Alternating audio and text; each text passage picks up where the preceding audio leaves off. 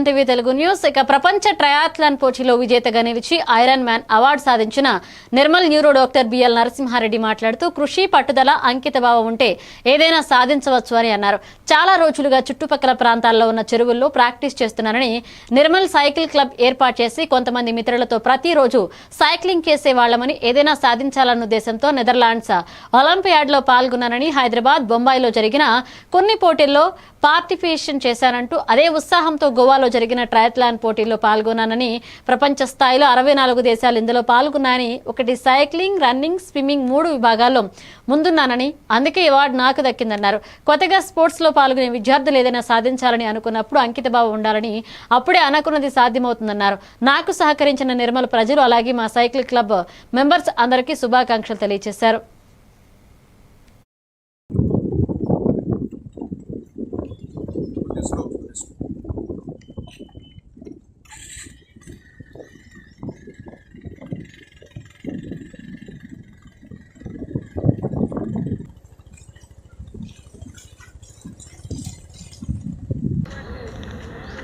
పట్టుదల ఉంటే ఏదైనా సాధించవచ్చని నిరూపించారు నిర్మల్కు చెందినటువంటి న్యూరో డాక్టర్ బిఎల్ నరసింహారెడ్డి గారు.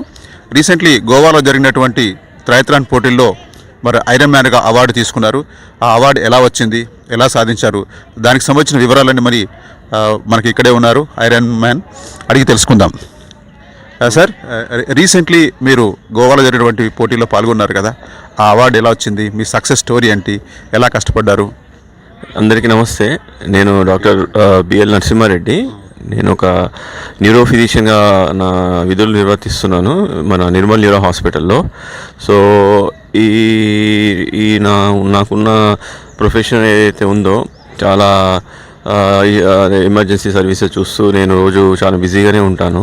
సో ఇలా బిజీ లైఫ్ లీడ్ చేసుకుంటూ ఉండడం వల్ల కూడా సెడెంటరీ లైఫ్ అంటారు దీన్ని. ఎటువంటి మనకు శారీరక శ్రమ ఉండదు, వ్యాయామం ఉండదు.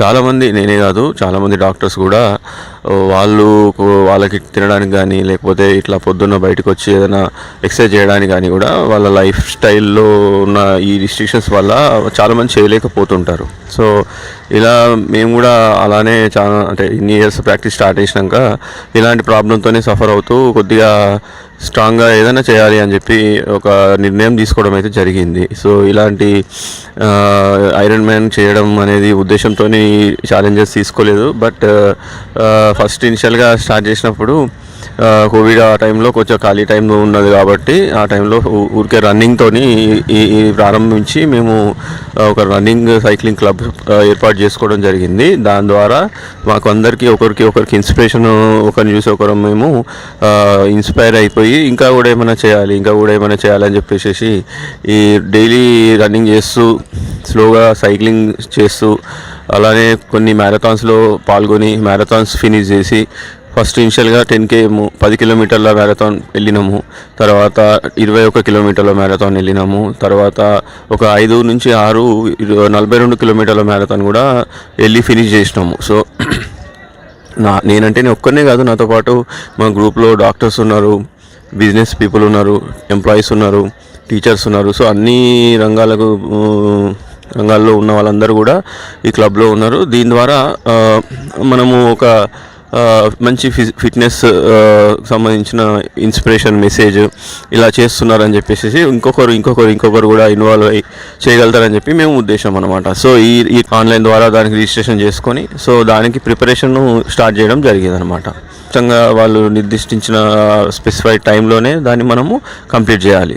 సో ఆ 3 ఆస్పెక్ట్స్ చేస్తే మాత్రమే మనము ట్రయాథ్లీట్ అవుతాము. అండ్ వాళ్ళు ఇచ్చిన టైం ప్రకారం చేస్తేనే ఈ టైటిల్ మనకు వస్తుంది, అట్లా అనమాట. ఇంతకంటే ముందు మీరు ఇంకా వేరే అయిన పోటీల్లో పాల్గొన్నారా, ఇంటర్నేషనల్ పోటీల్లో గిట్ట? సో ఇంతకంటే ముందు అంటే ఇంతకుముందు చెప్పినట్టు మ్యారథాన్స్ అంటే రన్నింగ్లో పాల్గొన్నాను. రన్నింగ్లో ఒకట ఇండియాలో ముంబై మ్యారథాన్ పాల్గొన్నాము, హైదరాబాద్ NMDC హైదరాబాద్ మ్యారథాన్ పాల్గొన్నాము. అదేవిధంగా నెదర్లాండ్స్లో ఆమ్స్టర్డామ్లో నెదర్లాండ్స్ లోపల అది ఒలింపిక్ స్టేడియంలో, అది పెద్ద వరల్డ్లో one of the top marathons అనమాట.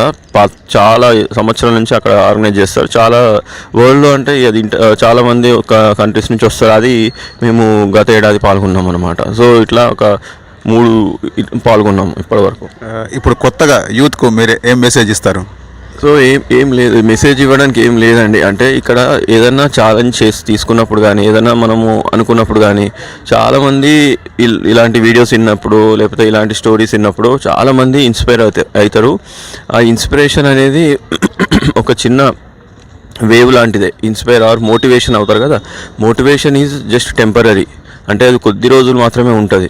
ఎప్పుడైతే నువ్వు డిసిప్లిన్, అంటే ఆ మోటివేషన్ నుంచి ఒక డిసిప్లిన్ తీసుకొని ఒక దృఢ సంకల్పం తీసుకుంటావో అదే పర్మనెంట్ అనమాట. సో మెసేజెస్ మనము చాలామంది సక్సెస్ స్టోరీస్ వింటుంటాము. ప్రతి సక్సెస్ వెనకాల చాలా హార్డ్ వర్క్ ఉంటుంది, చాలా డిసిప్లిన్ ఉంటుంది. అది చేయాలి అని చెప్పి చాలా దృఢమైన సంకల్పం ఉంటుంది. ఎప్పుడైతే నేను ఐరన్ మ్యాన్ ఛాలెంజ్ తీసుకున్నానో, నేను ఒక అంటే ఇంత పెద్ద ప్లేస్కి రిప్రజెంట్ చేస్తున్నానని నాకు మైండ్లో కొంచెం ప్రెషర్ ఉండింది. సో మనని అందరు అబ్జర్వ్ చేస్తున్నారని కూడా ప్రెషర్ ఉండింది. తీసుకొని మరి ఫినిష్ చేయకపోతే అనే సామర్థ్యానికి నేను రాగలిగిన end of the training. So అంతే, మెసేజ్ ఇవ్వడము అట్లేం ఉండదు. బట్ ఎవ్రీబడి ఎంతో కొంత ఫిజికల్ యాక్టివిటీస్లో పాల్గొనాలి. అయితే రోజు ఒక యాక్టివిటీ చేస్తుంటే మనకు కొన్ని రోజుల తర్వాత బోర్ కొడుతుంటుంది, నా ఒక ఒపీనియన్. సో కొన్ని రోజుల తర్వాత యాక్టివిటీ పట్ల మనం కొంచెం ఇంట్రెస్ట్ మక్కువ కోల్పోతాం. సో అప్పుడప్పుడు ఏదైనా ఒక ఈవెంట్లో పార్టిసిపేట్ చేసి, నువ్వు రోజు రన్నింగ్ చేస్తున్నావు, ఈవెంట్లో పార్టిసిపేట్ చేయడం వల్ల నీకు ఏం తెలుస్తుంది అంటే నువ్వు ఎంత ఫాస్ట్గా రన్నింగ్ చేయగలుగుతున్నావు, లేకపోతే తోటి వాళ్ళతో కంపేర్ చేస్తే నీకు ఎంత టైమింగ్ వచ్చింది, లేకపోతే తోటి వాళ్ళతో కంపేర్ చేస్తే ఎంత దూరం నువ్వు పరిగెత్తగలిగినావు. సో అలా ఒక ఈవెంట్లో మాత్రమే నీకు ఒక టైమింగ్ సర్టిఫికేట్, నువ్వు ఎంత పేస్లో పోయినావు, నువ్వు ఎంత డిస్టెన్స్ కవర్ చేసినావు, ఇలాంటివి కొన్ని వాళ్ళు కొలమానాలు పెట్టి నీ స్టెమినా ఎంత ఉందో, నీ పర్ఫార్మెన్స్ ఎలా ఉందో చూపిస్తారనమాట. So once and while every 6 monthsకి ఒకసారి, 1 yearకి ఒకసారి ఏదో ఒక ఈవెంట్లో పార్టిసిపేట్ చేస్తూ రోజు నిన్ను నువ్వు కొంచెం ఇంప్రూవ్ చేసుకుంటూ పోతే అల్టిమేట్గా నీకు బోర్ కొట్టకుండా ఉంటుంది. ఎట్ ద సేమ్ టైం నిన్ను నువ్వు చెక్ చేసుకోవచ్చు, నీకున్న సామర్థ్యాలను కూడా, లిమిట్స్ని కూడా నువ్వు ఎక్స్ప్లోర్ చేసుకోవచ్చు. సో ఆ విధంగా నేను యూత్కి చెప్పదలుచుకున్నాను. Okay, thank you iron man గారు, థ్యాంక్ యూ. మా టీవీ ఛానల్ తరపు నుంచి కూడా మీకు శుభాకాంక్షలు. సో కృషి ఉంటే, పట్టుదల ఉంటే ఏదన్నా సాధించవచ్చు అని చెప్పేసి మనకు ఈ ఐరన్ మ్యాన్ అవార్డు సాధించిన నరసింహారెడ్డి గారు చెప్తున్నారు. నిర్మల్ నుంచి రాజేంద్ర. హిందూపురంలో టీడీపీ శ్రేణులు ఆందోళనకు దిగారు. హిందూపురం ఎమ్మెల్యే నందమూరి బాలకృష్ణపై వైసీపీ ఇన్ఛార్జ్ దీపిక భర్త వేణురెడ్డి అనుచిత వ్యాఖ్యలు చేశారని ఆరోపిస్తూ వారు నిరసన చేపట్టారు. వేణురెడ్డిని వెంటనే అరెస్ట్ చేయాలంటూ టీడీపీ నాయకులు, కార్యకర్తలు డిమాండ్ చేస్తున్నారు. బాలకృష్ణపై అనుచిత వ్యాఖ్యలు చేసిన వేణురెడ్డికి వ్యతిరేకంగా నినాదాలు చేస్తూ తమ నిరసన వ్యక్తం చేశారు. ఈ ఆందోళన కారణంగా అంబేద్కర్ సర్కిల్ పరిసరాల్లో కొంతసేపు ట్రాఫిక్ కు అంతరాయం కలిగింది.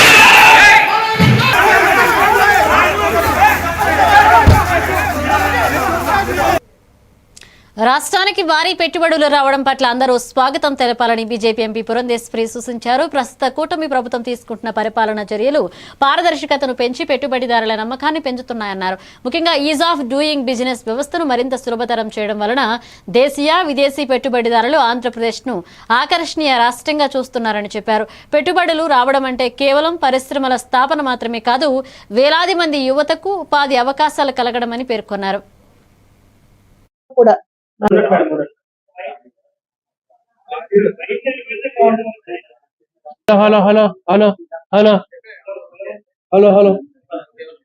లేకుండా ఖచ్చితంగా రాజమండ్రి అభివృద్ధికి కూడా నా వంతు సహకారాన్ని సంపూర్ణంగా అందిస్తున్నాను.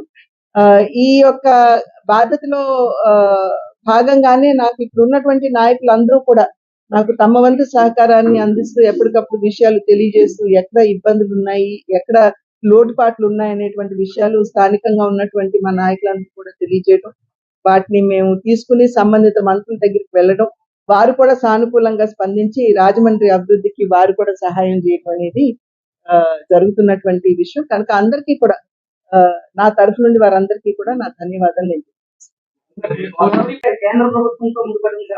కేంద్ర ప్రభుత్వం ముడిపడి ఉందండి, బట్ ఆల్రెడీ అప్పుడు ఆపుంటే బాగుండేది. దాన్ని తీసుకెళ్లి దేవరపల్లిలో కలిపేశారు. ఇప్పుడు మన రైతులు అందుకనే కొంతమేరకు నష్టపోతున్నారేమో అని చెప్పి అది బాధ. పొద్దున కూడా నేను వారితోటి మాట్లాడటం జరిగింది.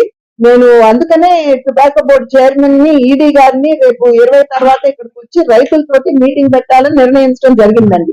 యశ్వంత్ గారితో నేను ఆల్రెడీ మాట్లాడాను, ఆయన కూడా సమ్మతించారు. మేము రైతులతోటి త్వరలోనే మేము మీటింగ్ పెట్టాం.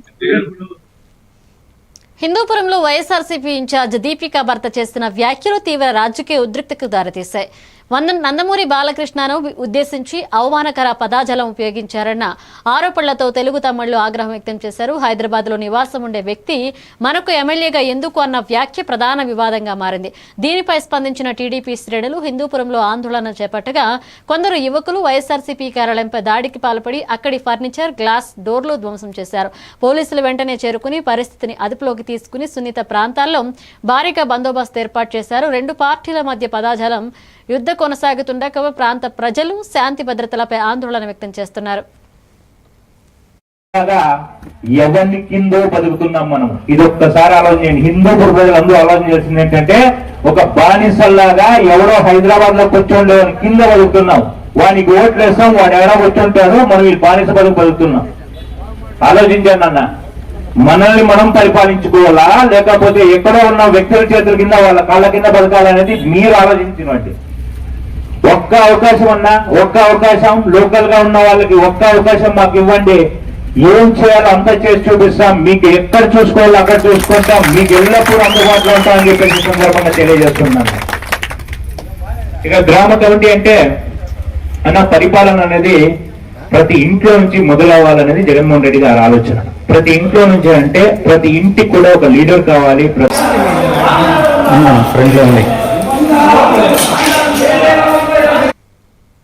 కడప జిల్లాలోని అంకాలమ్మ గూడూరులో గ్రామ హార్టికల్చర్ అసిస్టెంట్ ప్రవీణ్ కుమార్ భారీ దుర్వినియోగానికి పాల్పడ్డారు.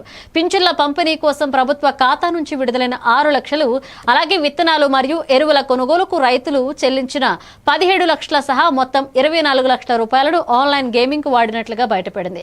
డబ్బులు పోగొట్టుకున్న తర్వాత పరారీలో ఉన్న ప్రవీణ్ ను పోలీసులు పట్టుకుని బెట్టింగ్ కు ఉపయోగించిన మొబైల్ ఫోన్ ను స్వాధీనం చేసుకున్నారు. ఎస్పీ ఆదేశాల మేరకు అతనిపై 2 కేసులు నమోదు చేసినట్లుగా పులివెందుల డీఎస్పీ మురళీనాయక్ తెలిపారు. ప్రభుత్వ నిధులను సొంత ఖర్చులకు ఉపయోగించడానికి అధికారుల ధైర్యం ఎలా వస్తుందనే ప్రశ్నలు స్థానికంగా లేవనెత్తుతున్నారు. ఇక గ్రామస్తులు ఈ సంఘటనను తీవ్రంగా ఖండిస్తూ పర్యవేక్షణ వ్యవస్థ కఠినంగా ఉండాలని కోరుతున్నారు. ఉద్దేశంతో ఎవరైతే సంబంధించినటువంటి అధికారులు ఉంటారో ఆ అధికారులతో పెన్షన్ డబ్బు ఇస్తారు.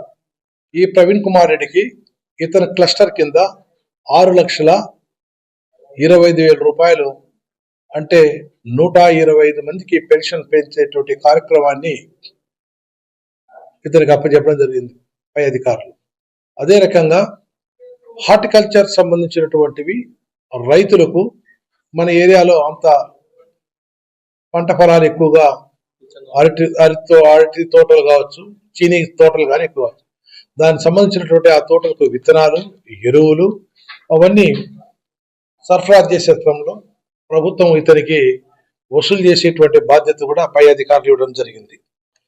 ఒకటి విత్తనాలకు 10,74,720 రూపాయలు. అదే రకంగా ఎరువుల పేరుతో 7,27,835 పైసలు. అంటే పెన్షన్ డబ్బు, ఎరువుల డబ్బు, అదే రకంగా విత్తనాల డబ్బు 24,27,535 రూపాయలు ఇతను దుర్వినియోగం చేశాడు ప్రభుత్వ డబ్బులు. దాని మీద మా జిల్లా తిరుమలలో సతీష్ కుమార్ పై జరిగిన దాడి గతంలో జరిగిన వివేక హత్యలో పోల్చుకుంటే అనేక ఉన్నాయని ఆరోపణలు వెలువెత్తుతున్నాయి. ఇక 2 సందర్భాలలో గాయాలు స్థానాలు ఒకే విధంగా ఉండడం అనుమానాలకు దావిస్తుంది. పరాకమణి ఇష్యూ చివరి దశకు చేరుతుండగా అప్పటి పాలకుల పాత్రపై మళ్లీ ప్రశ్నలు లేవెత్తుతున్నాయి. హుండీ డబ్బుల పంపకాల్లో అవకతవకలకు సంబంధించిన సమాచారాన్ని అధికారులు సేకరిస్తున్నారు. సిఐడి విచారణలో సతీష్ ఏం చెప్పారో కొందరికి మాత్రమే తెలిసిందన్న ఆరోపణలు వినిపిస్తున్నాయి. భూమన ధర్మారెడ్డితో సతీష్ కు సంబంధం ఉన్నారని కొన్ని వర్గాలు చెబుతుండగా ఇది తిరుమల రాజకీయాలను మరింత వేడెక్కిస్తుంది. ఆలయ వ్యవహారాల్లో రాజకీయ జోక్యం పెరుగుతోందన్న ఆందోళన కూడా వ్యక్తమవుతుందన్నారు. ఇది హత్య అనేసి ఈ హత్య ప్యాటర్న్ చూడండి ఒకసారి. పోలీసులు హత్య అని చెప్పేసి ఎఫ్ఐఆర్ కట్టారు. ఇదిగోండి ఎఫ్ఐఆర్ కూడా హత్య కింద ఎఫ్ఐఆర్, రైల్వే పోలీసులు ఎఫ్ఐఆర్ కట్టారు. ఇది హత్య. ఈ ప్యాటర్న్ ఇది బాబాయ్, జగన్ బాబాయ్ అంటే ఇప్పుడు ఈ మధ్య రాష్ట్రం అందరికీ బాబాయ్ అయినాడు ఈయన. బాబాయ్ ఈడ చూడండి, ఈ ప్యాటర్న్ చూడండి ఒకసారి. సేమ్ ప్లేస్లో సేమ్ గాయాలు, ప్లేసులు మారినాయి. ఈయన బాత్రూము, ఈయన రైల్వే ట్రాకు. చూడండి అనుమానం రాకపోతే మళ్ళా బాగా దగ్గరగా జూమ్ చేసి చూస్తే కూడా తెలుస్తుంది. సేమ్ ముక్కు మీద, కంటి కింద, పెదాల కాడ, తల పక్కన గాయాలు. Same pattern same. వయసు మారింది, ప్లేస్ మారింది, కానీ ప్లేస్ ఒకటి. దెబ్బ సేమ్ గొడ్డలి బ్యాచే. అంటే ఇది పరకామణి కేసులో ఉన్న పోలీస్ ఆఫీసర్లు లేకపోతే ధర్మారెడ్డో, కరుణాకర్ రెడ్డో, సుబ్బారెడ్డో మించి చేసిన పనిది. వాళ్ళ చేతులు దాటాయి. ఇవి వాళ్ళ చేతుల్లో కాదు, ఇది వాళ్ళ చేతులు దాటాయి. అంటే వాళ్ళ పైన ఇంకెవరు చేపించారు, వీళ్ళ ద్వారానే చేపించారు. ఇప్పుడు మాకు అనుమానం, నాకు కాదు చాలామందికి అనుమానం వేస్తుంది. ఏమంటే నిన్న మాజీ టీటీడీ చైర్మన్ ప్రెస్ మీట్ పెట్టి రవిశంకర్ అయ్యంగారు విచారించేటప్పుడు లక్ష్మణ్ రావు అనే ఒక అడ్వకేట్ ఉన్నారు. ఆయన ఈ సతీష్ కుమార్ని బండబూతులు తిట్టారు, నా పేరు చెప్పమని చెప్పారు, నువ్వు చచ్చిపో అన్నారు, నిన్ను వదలనన్నారు. కవిత చేసిన తాజా రాజకీయ వ్యాఖ్యలు తెలంగాణ రాజకీయాలను మరొకసారి కుదిపేశాయి. పేరుకు కృష్ణార్జునులు అంటూ 2 నాయకులు మాట్లాడినా వాస్తవానికి చేసేది ఏమీ లేకపోయారని ఆమె విమర్శించారు.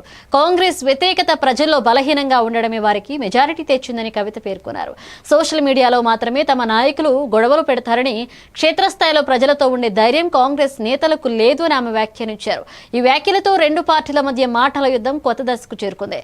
కాంగ్రెస్ నేతలు కూడా అప్పుడే ప్రతిస్పందించి కవిత వ్యాఖ్యలు ఖండించారు. ఇక రాబోయే ఎన్నికలను దృష్టిలో పెట్టుకుని ప్రతి మాట, ప్రతి వ్యాఖ్య రాజకీయంగా మరింత కీలకంగా మారుతుంది. జై తెలంగాణ. ప్రెస్ మిత్రులందరికీ హృదయపూర్వకంగా నమస్కారాలు తెలియజేస్తా ఉన్నాము. తెలంగాణ జాగృతి జనంబాట కార్యక్రమంలో భాగంగా మరి అన్ని జిల్లాలు తిరుగుతూ ఇవాళ మెదక్ జిల్లాకు నిన్న రావడం జరిగింది. మెదక్ జిల్లాలో మరి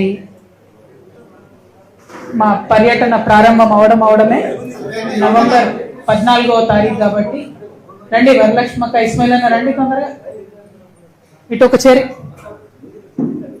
రండి ఇస్మాయిల్.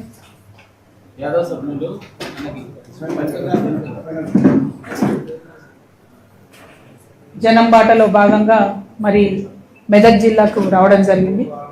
మెదక్ జిల్లాలో ఇప్పుడు 2 నియోజకవర్గాలు ఉన్నాయి, మెదక్ అండ్ నర్సాపూర్. ఇతరత్ర మండలాలు ఉన్నప్పటికీ కూడా 2 నియోజకవర్గాలు ప్రధానంగా ఉన్నాయి. మరి మేము మా పర్యటన ప్రారంభించడమే నర్సాపూర్లో మరి విఎన్ రెడ్డి గారు, దినేష్ రెడ్డి గారు వాళ్ళ పాఠశాలలో చిన్న పిల్లల్ని, విద్యార్థులతోని చిల్డ్రన్స్ డే సెలబ్రేట్ చేసుకొని ప్రారంభించినాం. మరి నేను చాలా బలంగా నమ్మేటటువంటి అంశాల్లో ఏ దేశమైనా, ఏ రాష్ట్రమైనా చిన్న పిల్లల్ని, వృద్ధులను బాగా చూసుకోగలిగితే ఖచ్చితంగా బాగుపడుతుందని బలంగా నమ్ముతాను. అనేక చట్టాలు ఉన్నాయి పిల్లల ప్రొటెక్షన్ కోసం, అనేక చట్టాలు ఉన్నాయి సీనియర్ సిటిజన్స్ ప్రొటెక్షన్ కోసం, కానీ అవి అమలు అవ్వడం లేదు. వాటి అమలు మీద కూడా మనందరం దృష్టి పెట్టాల్సినటువంటి అవసరం ఉన్నది ప్రభుత్వాలుగా. అదేవిధంగా మరి ఆ తర్వాత రెడ్డిపల్లి అనేటటువంటి గ్రామానికి వెళ్ళడం జరిగింది. ఈ గ్రామం నర్సాపూర్ మండలంలో ఉన్నది. ఆ గ్రామంకి ఒక విచిత్రమైన పరిస్థితి ఉన్నది. ఒక పక్క RRRలో వాళ్ళ భూములు పోతున్నాయి, ఇంకొక పక్క కాళేశ్వరంలో వాళ్ళ భూములు పోయినాయి. ఇంకొక పక్క రైల్వే లైన్ వాళ్ళు వచ్చి సర్వే చేసిపోయారు. అది ఎడిదికి వస్తుందో అర్థం కాని పరిస్థితి ఉన్నది. తమిళనాడులో తిరుత్తణిలో రజనీకాంత్ కుమార్తె ఐశ్వర్య రాకతో శ్రీ సుబ్రహ్మణ్యేశ్వర స్వామి ఆలయం ఒక్కసారిగా సందడిగా మారింది. ఆమె ఉదయం కుటుంబ సభ్యులతో కలిసి ఆలయానికి చేరుకుని ప్రత్యేక పూజల్లో పాల్గొన్నారు. ఆలయ అధికారులు ఆమెకు ప్రత్యేక దర్శన ఏర్పాట్లు చేయగా భక్తులు పెద్ద సంఖ్యలో ఆమెను చూసేందుకు తరలివచ్చారు. ఆలయ ప్రాంగణంలో ఆమెను చూడడానికి యువత, మహిళలు ఆసక్తి చూపడం విశేషం. ఇక పూజలు ముగిసిన తర్వాత ఆలయ అర్చకులు ఆమెకు తీర్థ ప్రసాదాలు అందించారు. ఐశ్వర్య ఆలయ నిర్మాణ సాంప్రదాయాలపై ఆసక్తిగా విచారించిందని స్థానికులు తెలిపారు.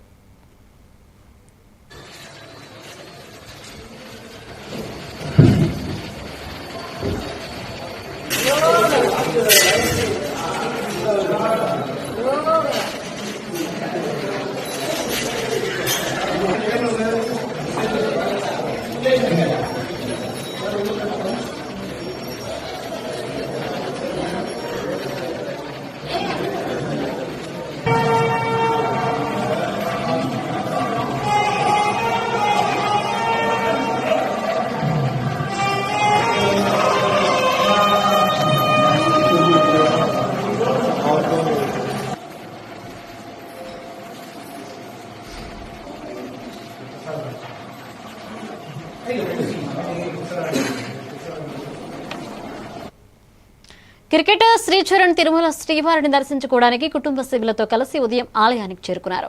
టీటీడీ అధికారులు ఆయనకు ప్రత్యేక దర్శన ఏర్పాట్లు చేసి సులభంగా స్వామివారి సేవలు చేయించేలా సహకరించారు. ఇక దర్శన అనంతరం మీడియాతో మాట్లాడిన శ్రీచరణి దేశ అభ్యున్నతి, యువత అభివృద్ధి, క్రీడారంగ పురోగతికి శ్రీవారి ఆశీస్సులు కోరుకున్నట్లుగా తెలిపారు. ఆలయ ప్రాంగణంలో ఆయనను చూసేందుకు అభిమానులు జనం ఎక్కువగా చేరుకున్నారు. కొంతమంది యువకులు ఆయనతో సెల్ఫీలు తీసుకునేందుకు ప్రయత్నించగా పోలీసుల నియంత్రణలో ఉంచారు. తిరుమలలో ప్రసాదం స్వీకరించిన తర్వాత ఆయన నేరుగా విశ్రాంతి మందిరానికి వెళ్లారు.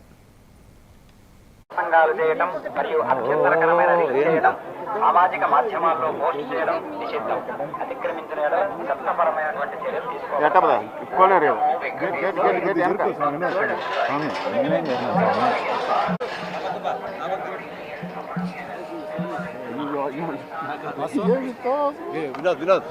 నేనేం చేసిన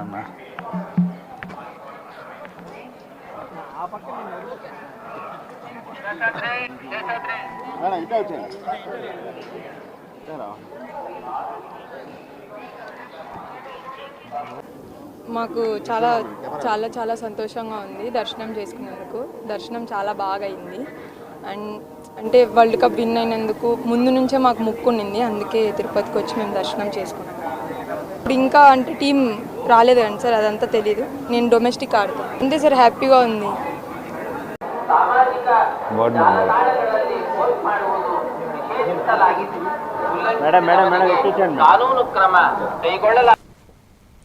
విజయవాడలో జరుగుతున్న 30వ CII భాగస్వామ్య సదస్సులో ముఖ్యమంత్రి చంద్రబాబు సమక్షంలో 48 MOUలు కుదిరాయి.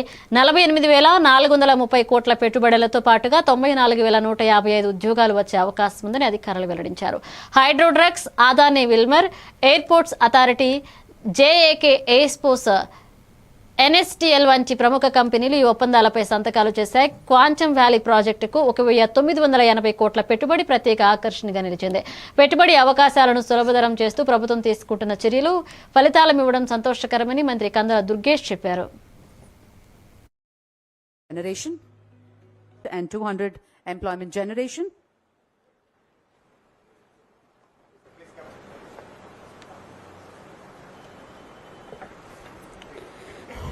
ITC Hotels Limited, Kolkata, Department Tourism,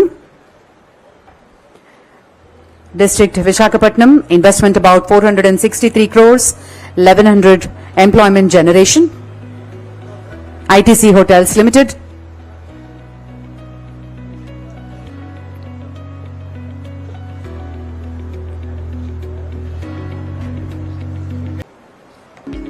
About 1020 crores.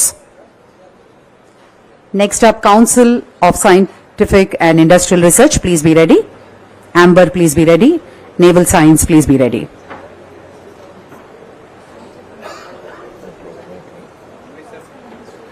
Pascal Node, ITENC Department, Amravati. Congratulations.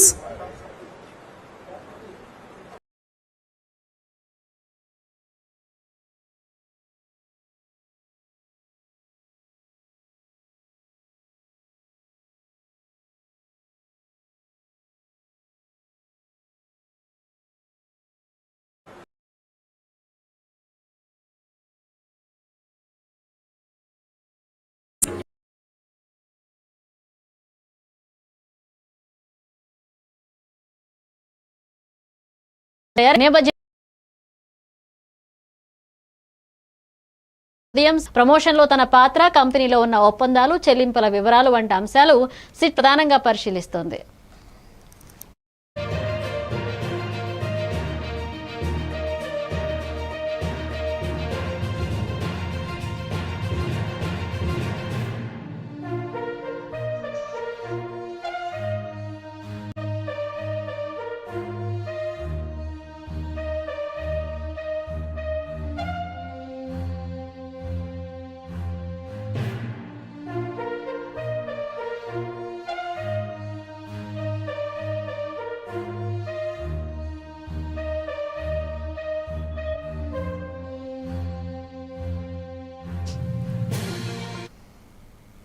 KTR ఇటీవల చేసిన వ్యాఖ్యలపై కాంగ్రెస్ నాయకులు తీవ్ర ఆగ్రహం వ్యక్తం చేశారు. ముఖ్యంగా ప్రభుత్వం విప్ ఆది శ్రీనివాస్ మాట్లాడుతూ కేటీఆర్ ప్రవర్తనలో మార్పు కనిపించిందని, చింతవ చచ్చినా పులుపు చావట్లేదన్నట్లుగా ఉందని ఎద్దేవా చేశారు. కాంగ్రెస్ ప్రభుత్వం చేపడుతున్న అభివృద్ధి కార్యక్రమాలపై కావాలని ప్రతికూల ప్రచారం చేస్తున్నారని ఆరోపించారు. కేటీఆర్ చేస్తున్న వ్యాఖ్యలు రాజకీయాలకు మించినవిగా ప్రజలను తప్పుదారి పట్టించేలా ఉన్నాయన్నారు. ఇక స్పందించిన బీఆర్ఎస్ వర్గాలు మాత్రం తమ నేత వ్యాఖ్యలు వాస్తవాలు ఆధారంగానే ఉన్నాయని చెప్పుకొచ్చారు. 24 గంటలు కాకముందే మా పార్టీ కార్యకర్తలు, నాయకుల మీద ఇవాళ గూండాయిజానికి, రౌడీయిజానికి కాంగ్రెస్ పార్టీ ఏదైతే దిగజారుడు రాజకీయాలు చేస్తుందో, నేను ఒకటే చెప్తా ఉన్నా. 10 ఏళ్లు మేము ప్రభుత్వంలో ఉన్నప్పుడు మీరు ప్రతిపక్షంలో ఉన్నారు. ఎన్నడన్నా ఈరోజు ఇక్కడ మా సోదరుడు రాకేష్ క్రిస్టోఫర్ గారి మీద జరిగిన దాడి జరిగినట్టుగా ఒక ఉప ఎన్నికల్లో గెలిచిన తర్వాత ఎక్కడన్నా మా ప్రభుత్వ హయాంలో మా కార్యకర్తలు కానీ, మా పార్టీ నాయకులు కానీ హద్దులు దాటి ఈ రకంగా ప్రవర్తించారా ఒక్కసారి గుర్తు తెచ్చుకోండి. ఒకవేళ మేము కూడా ఆనాడు 7 ఉప ఎన్నికల్లో, 2 కార్పొరేషన్ ఎన్నికల్లో, జిల్లా పరిషత్ ఎన్నికల్లో గెలిచిన తర్వాత విజయ గర్వంతో విర్రవీగి నిన్న మీ వాళ్ళు ప్రవర్తించినట్టుగా మా పార్టీ గుర్తైన కారు గుర్తుని ఏదో ఊరేగింపు చేస్తూ, అవహేళన చేస్తూ చిల్లరగా ప్రవర్తించుంటే ఇవాళ మీరెక్కడ ఉండేటోళ్ళో ఆలోచించుకోండి. ఎన్నికల ఫలితాలు వచ్చి 24 గంటలు కాకముందే మా పార్టీ కార్యకర్తలు, నాయకుల మీద ఇవాళ గూండాయిజం. ఉప ఎన్నిక విజయం తర్వాత కాంగ్రెస్ అహంకారపై కేటీఆర్ గట్టిగా హెచ్చరించారు. ఇక జూబ్లీహిల్స్ ఉప ఎన్నికలో కాంగ్రెస్ విజయం సాధించిన నేపథ్యంలో పార్టీ శ్రేణులు చూపుతున్న అతి ఉత్సాహం పట్ల బీఆర్ఎస్ నాయకుడు కేటీఆర్ వ్యాఖ్యానించారు. ఒకే ఓటమి లేదా విజయం రాజకీయ దిశను మార్చలేవని, ప్రతి ఎన్నికల్లో ప్రజల తీర్పు వేరుగా ఉంటుందని అన్నారు. కాంగ్రెస్ పార్టీ ఆశించిన స్థాయిలో పని చేయకపోయినా ఓటర్లు ఈసారి అవకాశాన్ని ఇచ్చారన్నారు.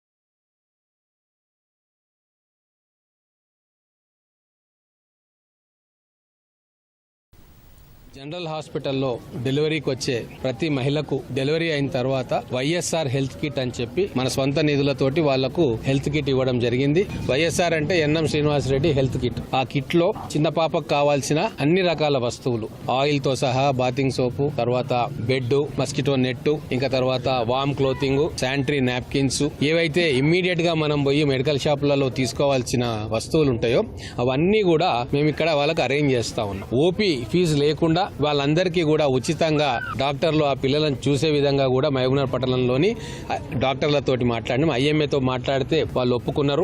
కార్డు కూడా ఇస్తాం వాళ్ళకి. ఆ కార్డు చూపిస్తే ఖచ్చితంగా వాళ్ళకు ఉచితంగా డాక్టర్ కన్సల్టేషన్ ఫీజు తీసుకోకుండా ఆ పిల్లలను చూస్తారు. ఖచ్చితంగా కొన్ని వేల మందికి ఈ రాబోయే 2-3 సంవత్సరాల్లో ఆ హెల్త్ కిట్ ఇవ్వడానికి మేము ఏర్పాట్లు చేస్తా ఉన్నాం.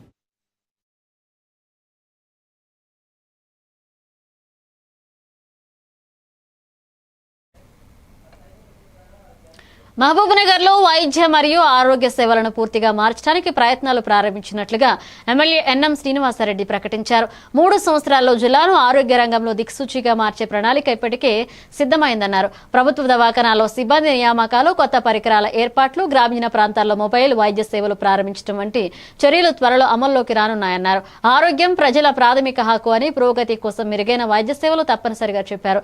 ఇక జిల్లాలో ఉన్న సమస్యలను ప్రభుత్వానికి వివరించి త్వరితగిన పరిష్కరించేందుకు కృషి చేస్తున్నామని తెలిపారు.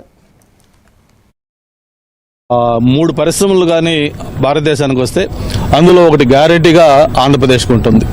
ఒక 3 ఆంధ్రప్రదేశ్కి వస్తే అందులో ఒకటి విశాఖపట్నం గ్యారెంటీగా ఉంటుంది. ఆ విధంగా దేశంలో ఆంధ్రప్రదేశ్ చాలా ఇంపార్టెన్స్ పొందుతుంది. ఆంధ్రప్రదేశ్లో విశాఖ అనేది చాలా చక్కగా అన్ని దీనికి కూడా ఒక డెస్టినీగా వస్తూ ఉంది. ఈ సమ్మిట్ ఇక్కడ విశాఖపట్నంలో పెట్టి మా వైజాగ్ ప్రత్యేక గుర్తింపు గౌరవం తెచ్చినందుకు ముఖ్యమంత్రి గారికి అలాగే యువనాయకులు లోకేష్ బాబు గారికి ప్రత్యేకంగా ధన్యవాదాలు తెలియజేస్తూ త్వరలోనే అంతర్జాతీయ విమానాశ్రయం కూడా నెక్స్ట్ ఇయర్ స్టార్ట్ అవుతా ఉంది. వన్స్ అంతర్జాతీయ విమానాశ్రయం స్టార్ట్ అయిన తర్వాత ఆ అంతర్జాతీయ విమానాశ్రయానికి విశాఖ నగరానికి మధ్యలో ఉన్న ప్రాంతం భీమిలి ప్రాంతం ఇది ఒక హ్యాపీనింగ్ ప్లేస్గా మారబోతా ఉంది. దాదాపు 1,30,000 కోట్లతోటి విశాఖపట్నం. ఇవి బులెటిన్ అప్డేట్స్. కీప్ వాచింగ్ ఏవంటివి తెలుగు న్యూస్.